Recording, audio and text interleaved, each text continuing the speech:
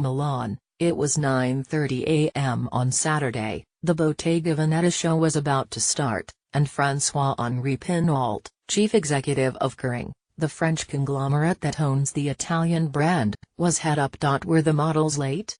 Had some clothes not arrived? Did he, oops, not like what he saw? Nope.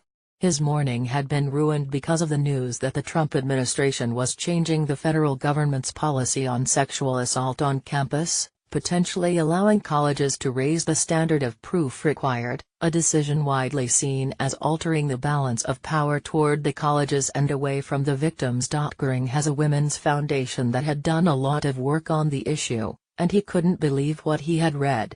He was wondering if there was a way they could protest the decision.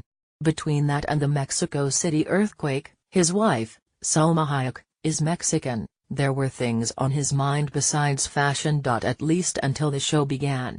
Then the sporty 1970s shapes, straight skirts and boxy jackets and belted trench coats and t-shirt gowns, in color-filled combinations of chartreuse, lilac and dusty rose, teal and olive green and dark gray, adorned with metal grommets and glinting mirrors, so the utilitarian was transformed into the decorative, demanded a certain attention. A few Pocahontas French dresses aside, this was a smart, in every sense of the word, proposal for how to navigate a world where attention is elsewhere, a sophisticated reminder that between no frills and fantasy, aesthetic invention can still be found.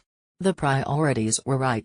Still, it's been a largely out-of-focus season in Milan.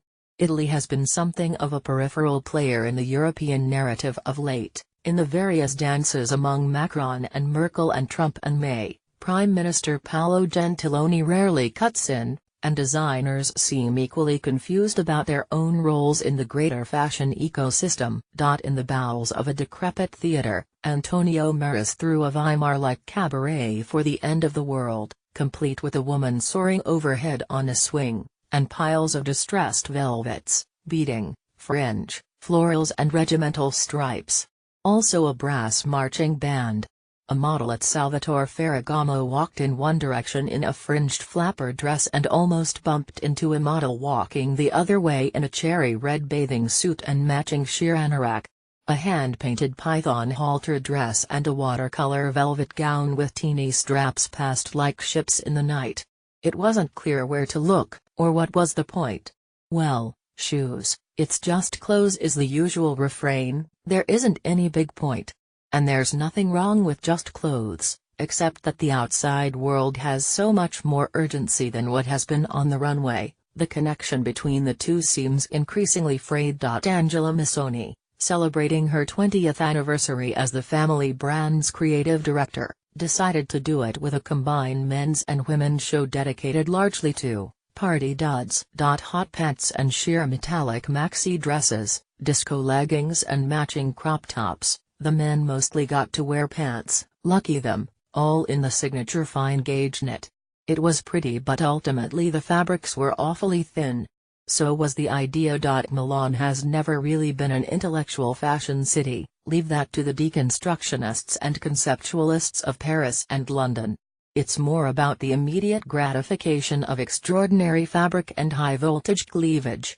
But at the very least such clothes should ease your way in the world, give you a sense of possibility, or strength, or protection as required by moment.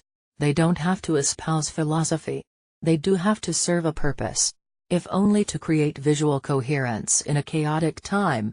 See, for example, Marni, where the designer Francesco Riso, in a much improved sophomore outing, tackled the subject full-on, embracing plaid, 1950s sofa florals, diadem pearls, canvas and leather, also some David Salle nudes, and then taming the mess in controlled combinations of corsetry, voluminous skirts, clown pants and cocktail frocks. Or Etro, where for the first time Veronica Etro, the women's wear designer, and her older brother Keen, who handles the men's wear, worked together on a joint collection. Instead of a recipe for confusion, it brought a balance often missing in the brand. The combination of his tailoring and flower children on the Silk Road, they both have a genetic love of paisley and Maharaja mint materials, created a tension that was apropos. Which was broken, Finally, at Versace, where in a tribute collection to her brother, Gianni, Donatella Versace revived the wild prince of the 1990s in a riot of thigh-high jeweled boots and catsuits and schoolgirl pleated skirts and sharp-shouldered jackets. At the end of the show, the curtain came up on a tableau of supermodels, Christy, Claudia, Helena, Naomi, Cindy, in gold chain male goddess gowns, who proceeded to strut so convincing.